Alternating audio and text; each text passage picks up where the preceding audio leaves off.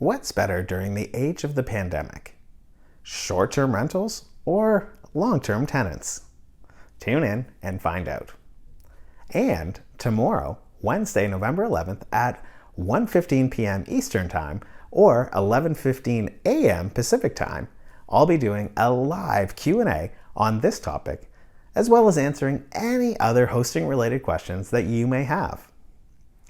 But there's lots to consider with going to long-term tenants, so let's get into it. Welcome to another episode of Airbnb Uncovered. I'm Matt, the creator of AirbnbUncovered.com and Airbnb Superhost. On this channel, I uncover some of the best kept hosting secrets, as well as share with you everything that I've ever learned after hosting over 3,000 guests.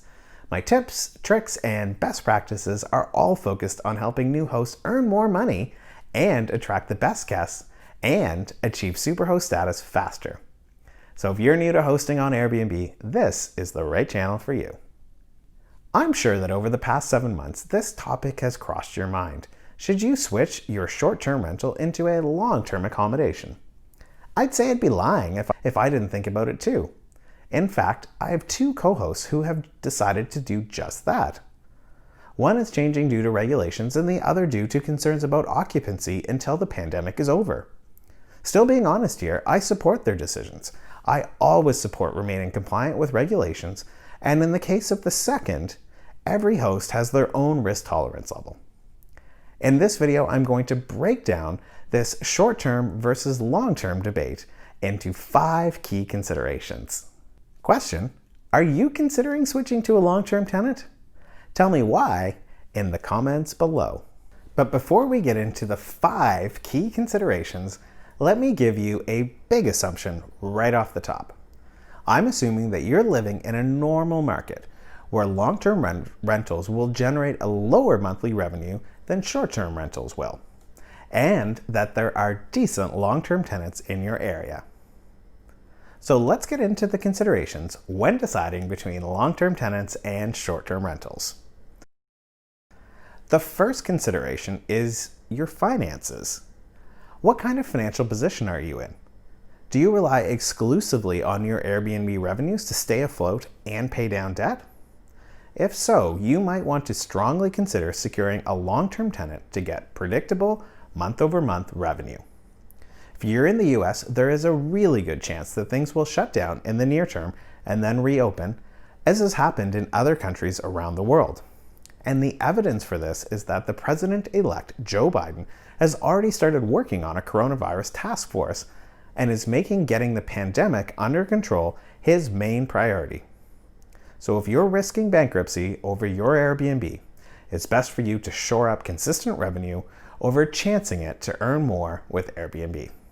The second consideration is the market. What is it doing? Has travel started to return in your area? Is your government actively trying to control the spread of COVID? Are there any government policies that could cause an increase in displaced travelers? What are the comparable nightly rates for Airbnbs around you? Specifically, are there reasons for guests to travel to your location? And those reasons could be the reopening of restaurants and malls. It could also be the proximity to nature and isolation. It could also be that your area requires that travelers self-isolate for 14 days upon return before they're allowed to join the public. And this has been a great source of business for me over the past 6 months. If rates in your area are decent, and by decent I mean enough to cover your fixed costs based on 80-85% occupancy, and there's a reason for guests to visit, then you need to strongly consider continuing with short-term rentals, because I think you're going to come out ahead over long-term rentals. The third consideration is the tenancy laws in your jurisdiction. The pandemic will not last forever. Travel will resume. If you accept a long-term tenant now, will you be able to easily switch back to short-term rentals?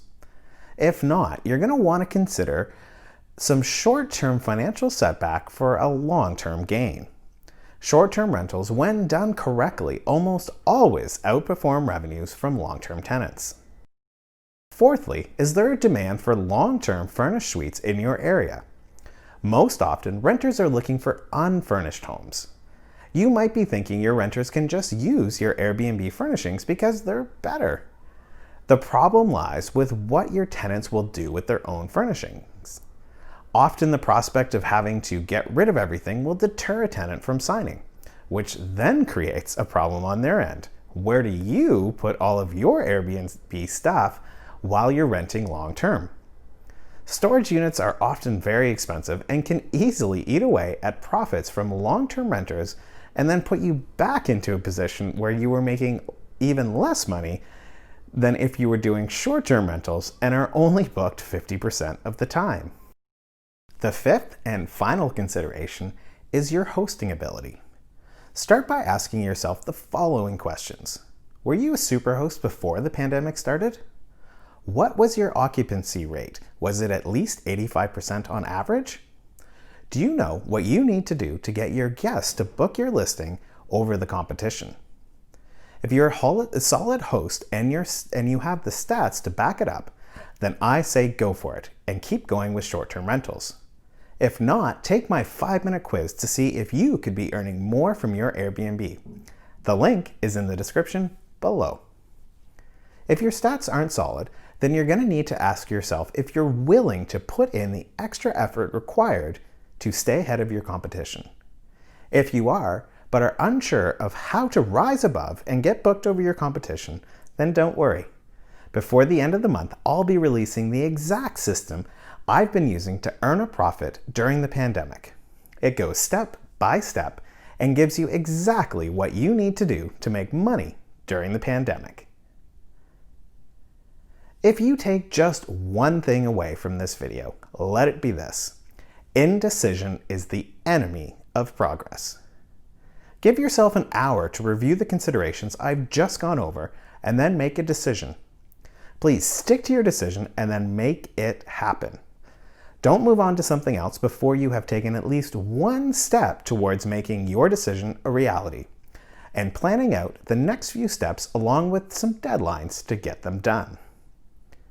In the end, whether or not you keep with short-term rentals is a personal choice. It'll be based on a few main factors. Can you afford to keep your short-term rental going if things go south? Are the local market conditions decent, at the very least? And are you willing to actively manage your rental? Obviously, I hope that you'll continue with short-term rentals, and if you do, I'll be there. If this video is going to help you make a decision over to continue with short-term rentals or go long-term, then please give this video a thumbs up. If you're looking for more info on how to outperform your competition, then please check out my other videos and subscribe to my channel if you're not already. Subscribing and clicking on the notification bell will alert you when I post a new video or go live. Speaking of live, I'll be live tomorrow morning at 11 a.m. Pacific or 11:15 Eastern. So until tomorrow, thanks again for watching and be sure to look out for next week's video.